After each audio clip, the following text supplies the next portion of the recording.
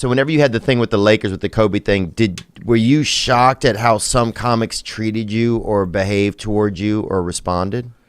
Yeah, at first, but I mean, like, you can't really be upset when you try to troll people and you do troll them, you know, and you get them to be upset.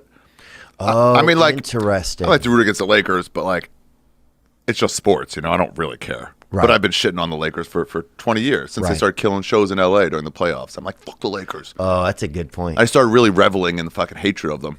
Oh, that would be the worst too, dude. That happened to me a couple times. We're like, oh yeah, we're not going to do it tonight because they made it to a game 5. And I'm like, it's game fucking 4 and they're up 3-0 and it's the first round. Like, come on, you fucking fair weather cunts. Come out to the Comedy Underground place like the that. Lakers, I will say, it seemed like it's just too stacked. I don't like these stacked teams. They're whole fucking thing. collusion for sure. Fuck them. This whole bought team now.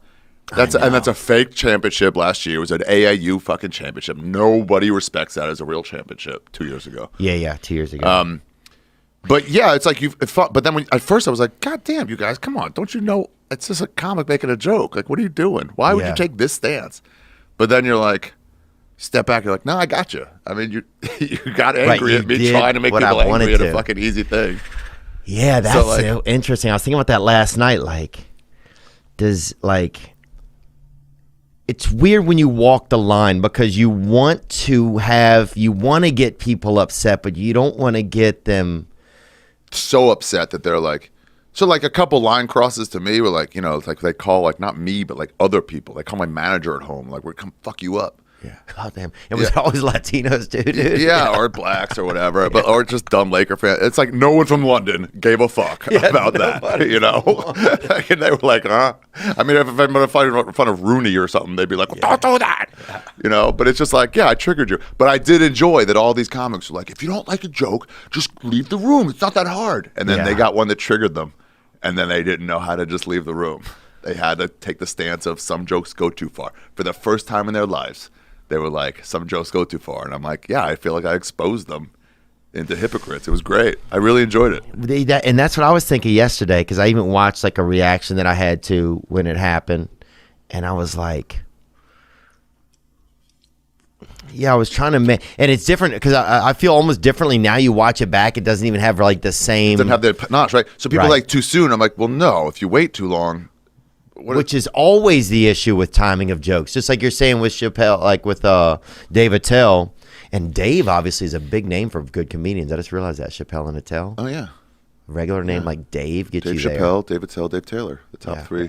There you go. Top 3 Daves, yeah. David Duke also. Dave Duke, one of the great leaders of great our early troller. Yeah, he was like, oh, I actually love Jews and blacks. I just say shit. It gets me votes for sure. I like wearing white. What can I do? Dude, yeah. Oh, yeah. I even put this on late September. You know what I'm saying? We're not supposed to. Yeah, after, like, yeah.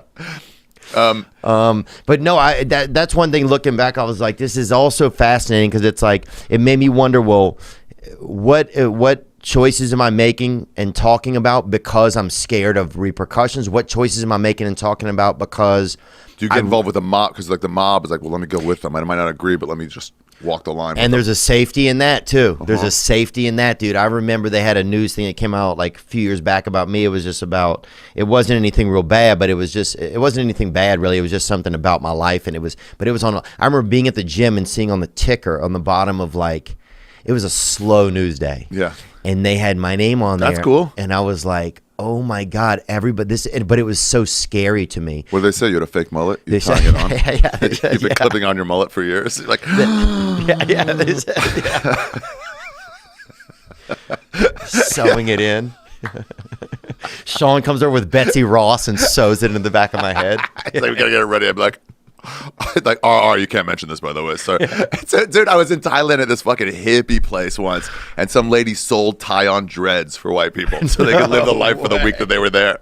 Yeah. But then here's the crazy part. So whoever buys those and puts them on, they get in trouble for cultural appropriation. But the business of it just keeps totally on fine. booming. Yeah. Oh, yeah. Who do you think sells those Black Lives Matter shirts? It's just some white dude. It's like, I don't give a fuck. I'm making this in Indonesia. And I'm fucking cashing in. But yeah, so how'd you feel when you saw your name in the ticker, or what happened? I felt overwhelmed. I remember calling a publicist, this guy Rob Greenwald, great guy. That's my guy. Is it? Yeah. Rob's a great guy, man. He's a great guy. Well, Rob, I remember, dude. I just now remembered. I saw him out. He went to see your Jew taping of Jew. You were running at the Comedy Store, and I saw him right after, and he's like, "I'm Jewish, man," and I love. He was just saying how much he loved your special. I just remembered that. But anyway, so yeah, I just remember just texting him or emailing him and like, dude, I just make it stop. I don't want. Here's what it was. It was too much stuff that was out of my control happening at once. Yeah. That I had no control over, like little articles, and it was about dating. I dated like a Real Housewives lady, right?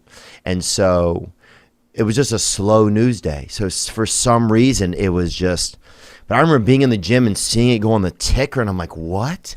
Isn't there a stock or something? That's how you found out about it? That's supposed to be on there? Yeah. Wow. And then and then it was all over, and I remember texting my manager, Itai Rice, and this guy, and Rob Greenwood, just being like, guys, can you make it stop? And it wasn't even bad, but it was just something that was so out of my control. And I feel like for me as a comedian, you always want to be able to control your little world, and that's what's so scary about the media and the way things are nowadays, is that there's these other tidal waves sometimes that you have to be willing to fucking ride. Yeah, you have to like sit back on like, if you want to poke a bear, you can't be that mad when the bear swings back, because that's. And I'm too afraid, I think. Yeah. Whereas you're like a Kelly Slater.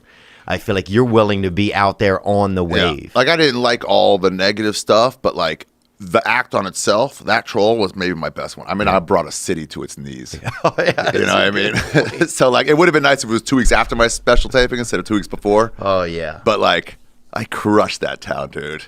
I fucking crushed that town, and I crushed all of LA comedy. Yeah. I exposed them for the fucking garbage hypocrites with no integrity that they are.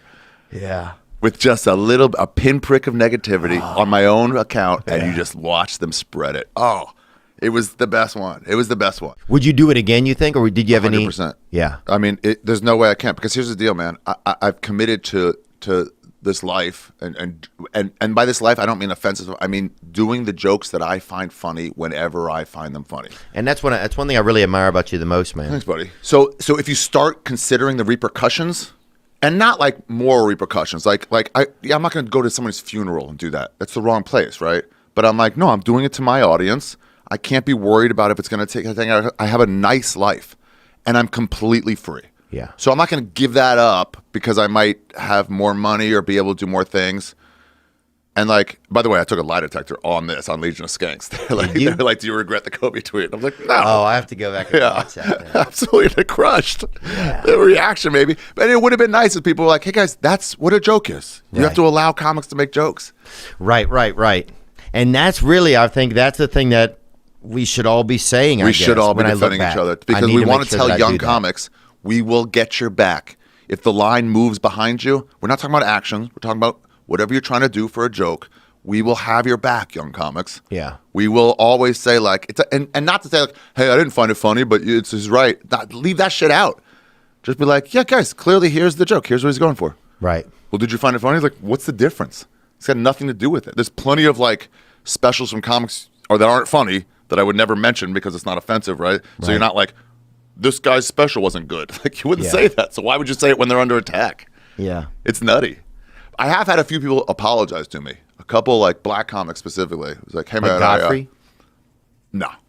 He's an actor. He's fine. No, he did. He was like, I told you I had to say something. He was not like actually angry. Right. You know? That's actually a pretty good impersonation of Godfrey too. Actually, dude, it's not bad. Me and Sam Morril was saying there. He came up to me. I thought he was gonna beat me up. Wow. And he was like, I told you I was gonna say something. All right, buddy. And then Sam's like, you got to respect the honesty. I'm like, I guess so. Yeah, that's true too. I think like if somebody can then say, everybody's playing kind of their game or playing the best game that they can. Yeah, but Mike Yard came up to me. He was like, dude, when I saw that, I was like, what the fuck are you doing?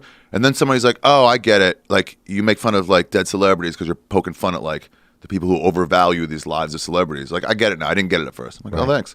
Or Kareem Green was like, not Kareem Green. Jimmy Martinez was like, I said some shit about you, man, but I shouldn't have. I get it now. I get what you were doing. I should have, like, defended you as a comedian. I'm like, thanks for saying that. Yeah. So a few people did, but... now that the emotions are gone. But it's also fun when you see people still mad about one of the many like lines I've crossed. Yeah. They're still angry. Somebody the other day was like pointing out a Beyonce tweet that I made.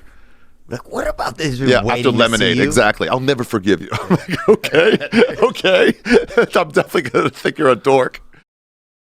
Hope you enjoyed that video, and you can watch another. And you can watch this one, you can watch this one. Different options, different choices. Some guy just brings you one option, not this guy. 2 options. Watch one, this one or this one.